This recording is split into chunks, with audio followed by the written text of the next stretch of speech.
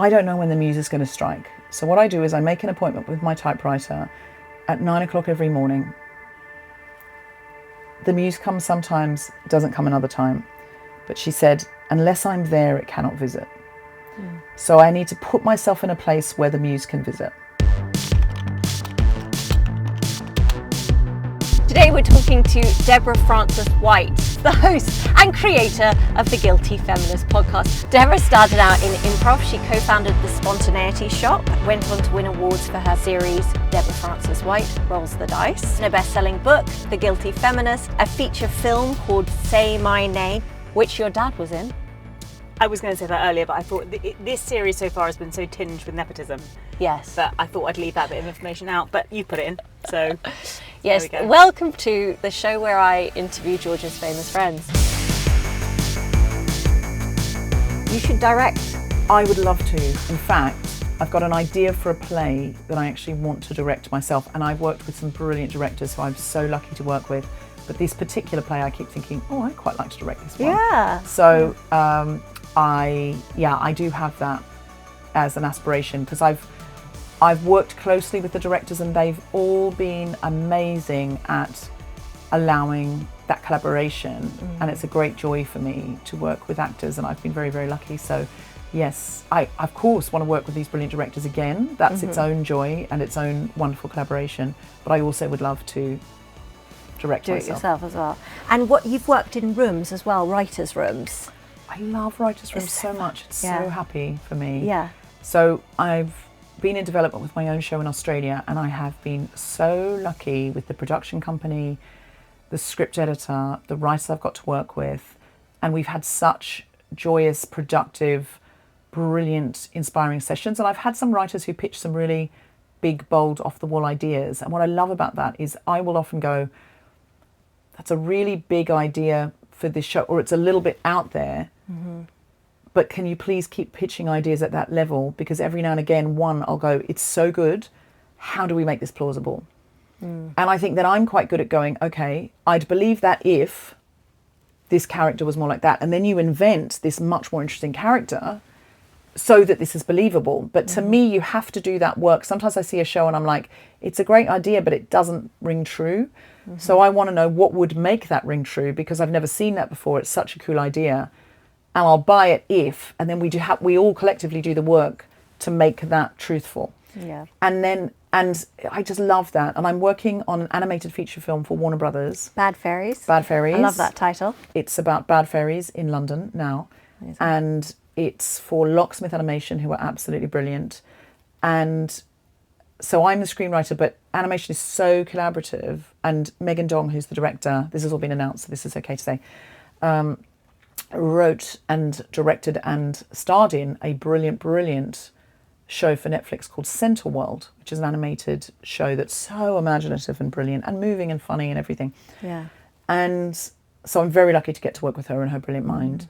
It's so collaborative, like so collaborative, that you can write something, but then the animators are going to take it away and they'll find a more visual, exciting, playful way to take your characters and let them run out of the box and run all over the bed and jump down the side. So not everything you've written is going to ever be in there. Of course it's not. And then you see that and you write something or pitch something new based on what you've seen, and you write something and then they do the same thing. So it's very, very iterative.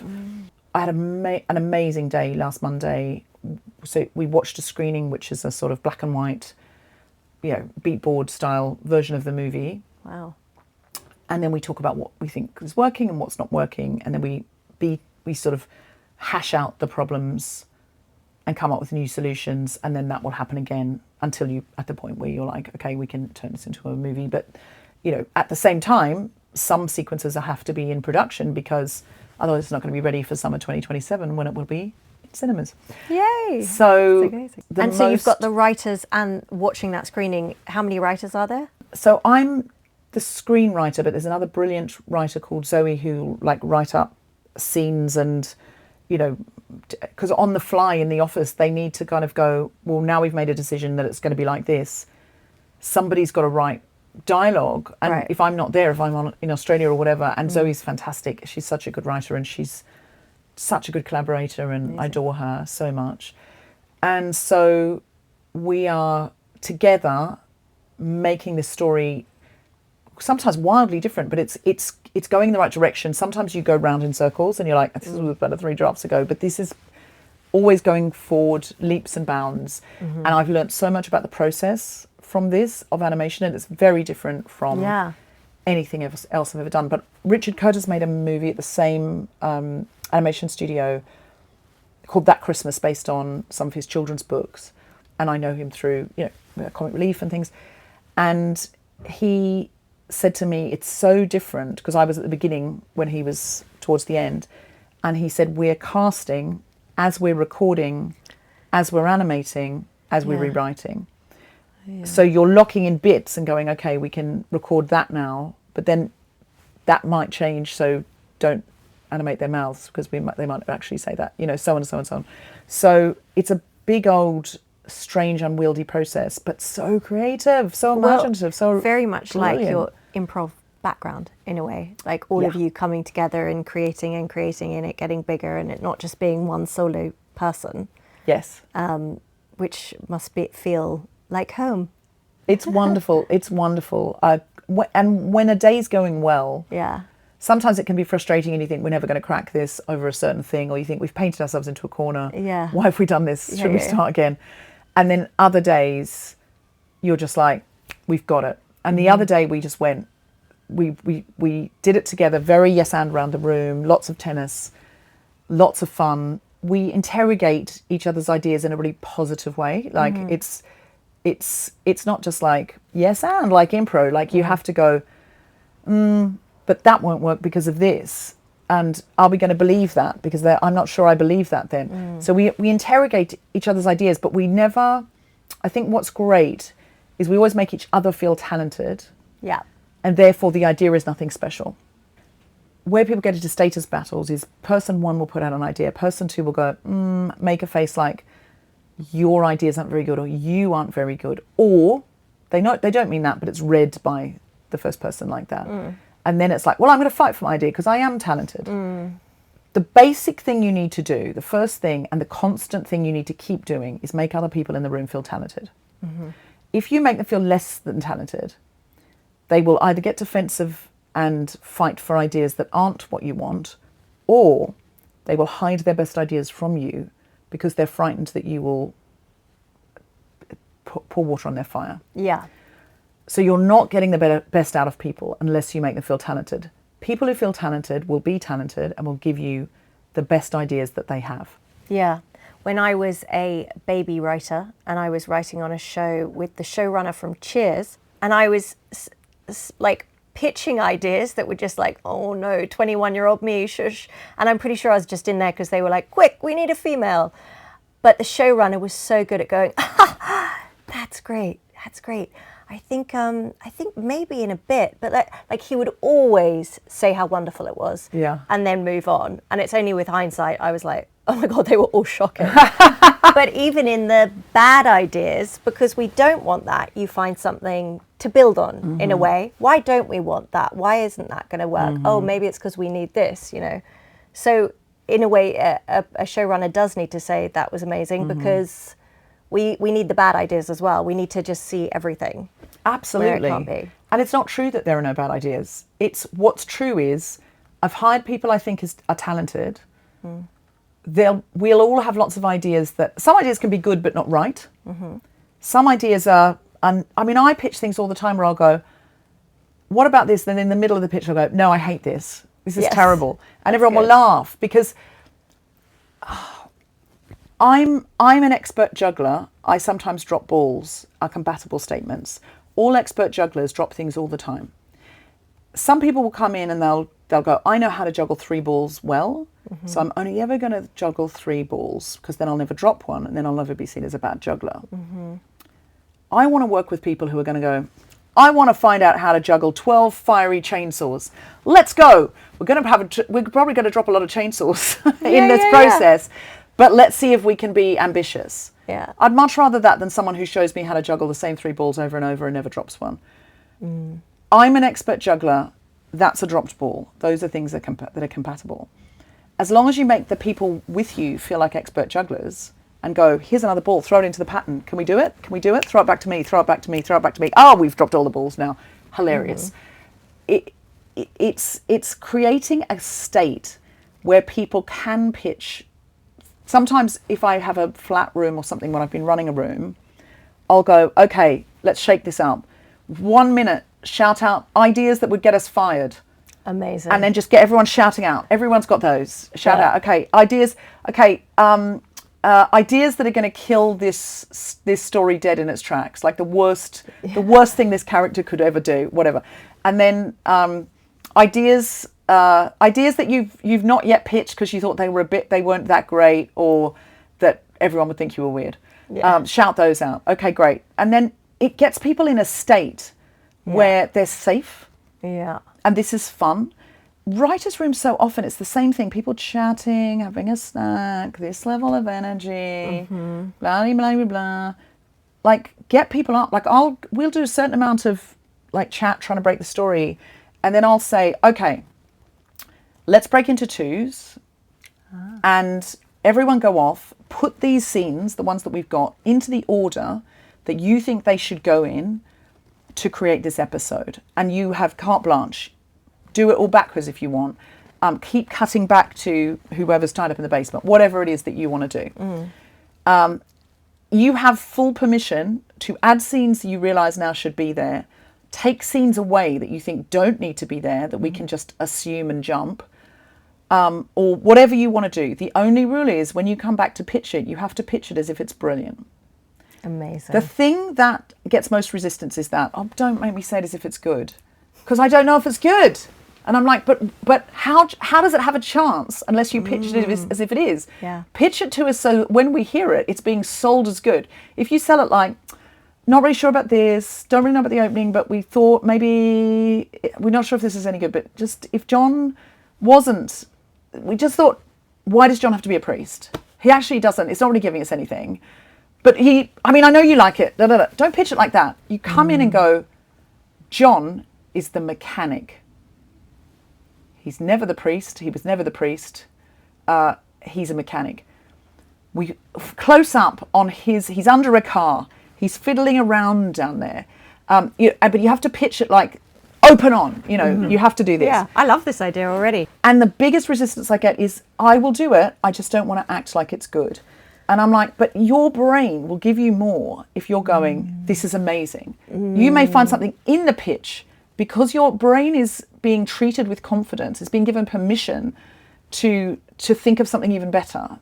And also, the experience of pitching it to us as if it's good raises your confidence as a writer. Because it's a game, we all know you may not like some of these ideas. Nobody's going to go, she thinks that's really good. It's actually not that great. No one's going to say that. It's a game. And that's the most resistance I ever get is to that. But everyone has to, and everyone does. And then everyone loves it. It's really good fun. Yeah. Is that mainly British writers? The ones I'm thinking of are Australian. Oh, okay. But there are times It's when a I've gone similarity. away and written a couple of scenes for people. Yeah. Just to give the tone early on. I'll go, what we did yesterday, I really loved your ideas on that. So I've written the cold open just so you get to see it. And they'll read it, and then I'll get their feedback. And one time there was a room where they were like, they just sort of stared at me. The first day they'd loved it. They'd said, oh my God, this is really great. We're getting a scene, and I love this, and I love this. They were so positive. The next day I rewrote it to their notes, and they were just really flat about it. I think it was just the beginning. It was early morning their time and late night my time, and it was just like a flat response. And I went, yeah, guys, I'm going to need more than that. Yes. I said, I'm going to need more praise. I'm going to need more unabated praise from you guys. I was like, I'm sorry, but that was a very flat response. Yeah. I've rewritten to your demands. I need to know what you like about that. And then they all laughed. Yes. So I was like, I'm sorry, you've misunderstood me. I'm a writer, Yeah. as are you. We need unabated praise. And then after unabated praise, tell me what you don't like or what you could see more of. Yes. And they all laughed because I was like, I thought rather me sort of feeling flat, let's call it. Yeah. Let's call it. I've got Yeah. another friend who's a showrunner, and she says, right, everyone go off in pairs and write a scene with dialogue. Just write up this scene and come back and we'll read the scenes out and then we'll learn more about the characters. There's a game that I play we all have to write. Did this at the beginning of the animation when there were young development people in the room. There was a writer's assistant in the room, and it's really great for writer's assistants to get to also write. And I'd say, right, we're all going to write.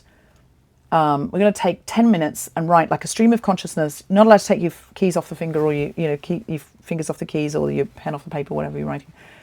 For 10 minutes, who is this character? Like an acting exercise, like backstory. What do you think they wear? What their bad habits are? What their secret flaw is, and da da da da. And then we would all have to read them out around the table, and we'd go, we all think she's like this, but that is hilarious, and no one else thought that. Let's have that for our document. Oh, that's very clever. What was fun about it is we got to hear different people's writing styles. The writer's assistant was really imaginative and brilliant writer, and got to show off not just, but we got so many interesting things out of it. Yeah. And it breaks up the day. It changes your mental state. Yes. And do you do that if you're writing alone? If you're writing a screenplay or your novel, do you ever sort of go, okay, I need to just do something else, do an exercise, think of this character, write something that's not the actual novel? No, but I should.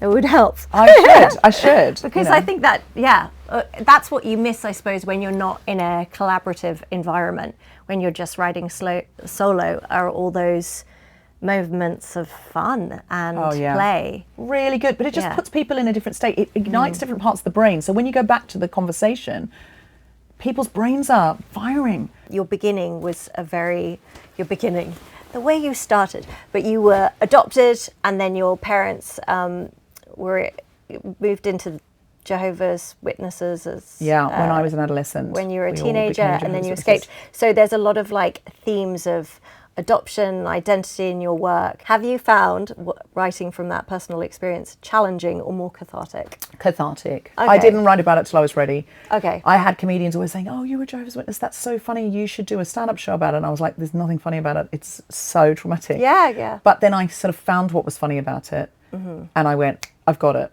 And it came to me at the right time, and nice. Sometimes you don't have to write about your trauma until you're ready, and you shouldn't. Yeah. You shouldn't. I mean, women, most of what we're allowed to do on TV is we're either allowed to write about our trauma and act it out, or we're maybe allowed to adapt a novel.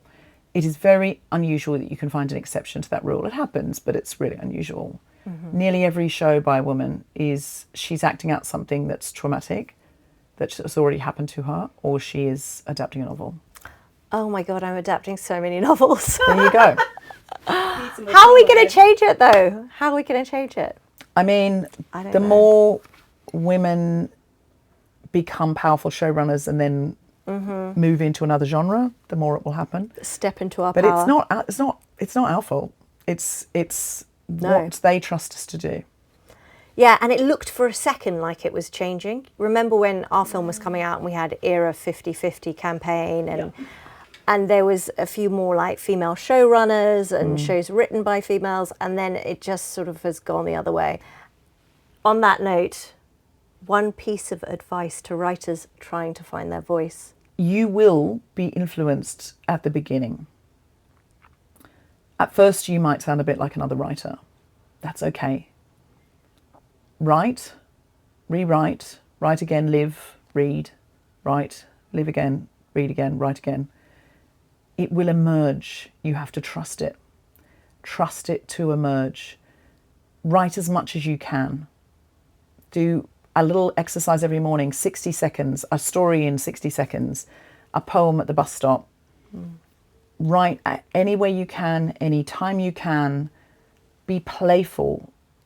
Invite through repetition, inspiration, opportunity, that voice to visit you.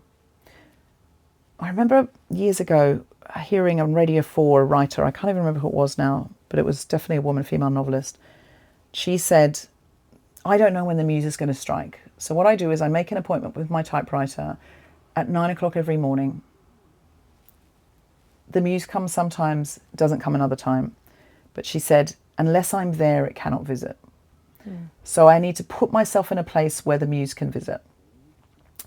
If by 11 there's nothing, and it's just not going to be today. Maybe I should go and do something else. Something I do is I go to the National Portrait Gallery or the Tate or somewhere like that, and I write in the cafe.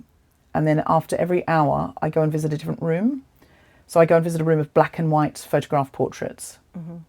And what does that do to my brain? I go and write again. Then I go and look in a room where there's lots of big, dramatic, colourful portraits, oversized. What does that do to my brain? Go and write again.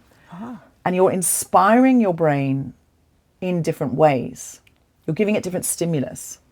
Those portraits have nothing to do with what I'm writing, but they challenge my scope, my vision, what's large, what's small, it's just firing different synapses. If everything's got samey, if you can't break out of where you're at, you can't think of a bold move that the characters can make, you feel like the characters are all blending into one and they're all grey, you need to look at something colourful. You need to go to walk in the park, go for a jog in the park, to go to a yoga class, call an old friend and catch up that you haven't talked to for years. Go back immediately.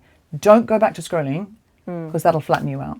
Yeah. Immediately start writing as fast as you can. And you will find that the stimulation of that amazing room in the Tate, sitting under the giant spider in the Tate Modern, is going to do something to your brain that will knock your story, your script into this more creative, playful space. And trust that over a number of years, your voice, because your life experience is different, because your brain chemistry is not like anybody else's, because the things you're looking at are different every day, because you're open to the muse visiting and you make the appointment so she can arrive, it will come. I love that. Start a YouTube channel. That's my procrastination. And then it feels like you've never had imposter syndrome. But is that a really boring thing to say? But imposter syndrome, I feel, is very, it's been said a lot now. But have you made a conscious choice to kind of step into your power and think, how you tell the writers, think this idea is amazing? We're all imposters, and we're all authentically us. I feel like if you don't have some imposter syndrome, you're a psychopath. Yes. Like I don't trust somebody who goes, I know all of the time, I'm always right. I'm like, okay, well, imposter syndrome in some ways is empathy.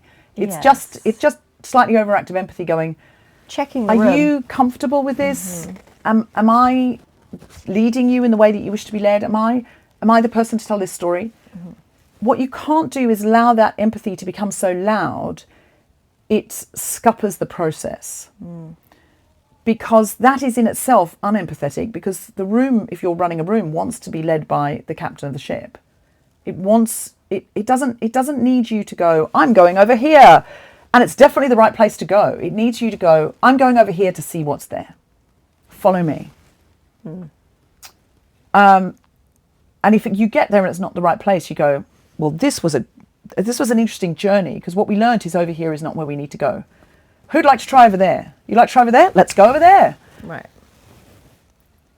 The confidence in leadership doesn't mean blagging that you always know the answers. The opposite.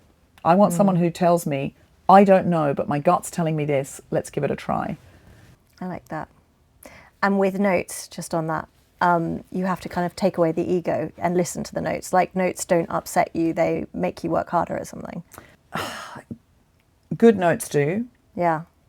If you're writing something on spec, something for yourself, like I'm writing with a novel, I've shown it to a few trusted friends, and one of them said, I don't think you need that line, took it out. Next friend said, didn't really understand this. And I said, well, I had this line, and that someone told me to took it out. He said, I think I need that hand holding, put it back in. So, yeah.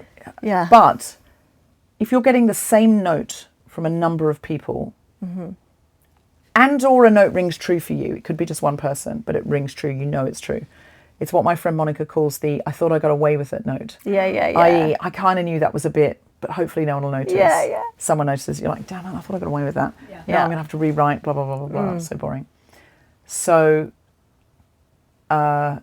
if the note rings true to you, change it. If you thought that, if you suspected it, or you hear it and you go, of course. If a note doesn't ring true for you, see if anyone else thinks it. You can't change it whimsically for every single person who reads it. Yeah. Ask 70 different people, they'll have 70 different ideas. Totally. But you know when you should, and don't not do it because you're lazy. Not do it because I can't bring myself to write the screenplay again. Yes, you can. Yes, you can. Yeah. Yes, you can. You probably need to rewrite your first screenplay 6 times. Yep. Your 6th screenplay, you may have to. I mean, major reconstruction. You'll have to do endless notes on your 6th screenplay, but not probably the same major works because you'll have learnt a lot. Keep writing. Keep going and create embarrassing deadlines for yourself. That's what I would say. If you're not being paid to write, it's really, really easy to not write. But if you say to your friends, I want to do a table read on this date, that date comes, they're coming around, you might just be offering sandwiches and beer or whatever. But they're going, so are we still on for Saturday? You have to have a script. Yeah. It's too embarrassing to have nothing. So embarrassing deadline, or a short story competition where you have to read it out loud, or whatever it is, or a writer's group you assemble with your friends where I'm going to send you something on Saturday, you're going to send me something, we're going to give each other notes on Tuesday morning. It's embarrassing not to. You've said it now. Yeah. The more of those, I've done a few writer retreats where I go away with a bunch of mates, we write in the day, in the evening we have table reads. Oh, fun. If you have written anything, it gets read out. If you have not, it does not. You have to read other people's out. It is so incentivizing. Yeah. Even if people write a comedy sketch or they just want to hear it out loud, or someone's writing a book and they do a reading and get the feedback. And it's such a fun time because in the evening, you take turns cooking and then you sit round. We went to a place in Ireland, we got given, some friend had booked a week in Ireland and couldn't use it and said, do you want it? So I wrote to a bunch of friends and said, there is a holiday house in Ireland. It was winter. It had a fireplace. There were jolly walks to go on. It was very famous 5. We will be there. Here's the number of bedrooms. First in, first served. Put your dates down. And no one wanted to miss that train. Yeah. Yes. If we'd said, we tried afterwards. We tried, same group. They had the time of their lives. We all did. Should we do that again? Let's hire a house. Can you do these dates? Oh, I can't do that date. How much is it? Didn't work.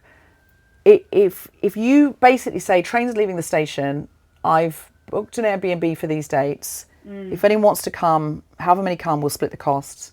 But it's happening. Amazing. And it's happening. Yeah. People will come. People will come. And then, or even you could do weekend at your house.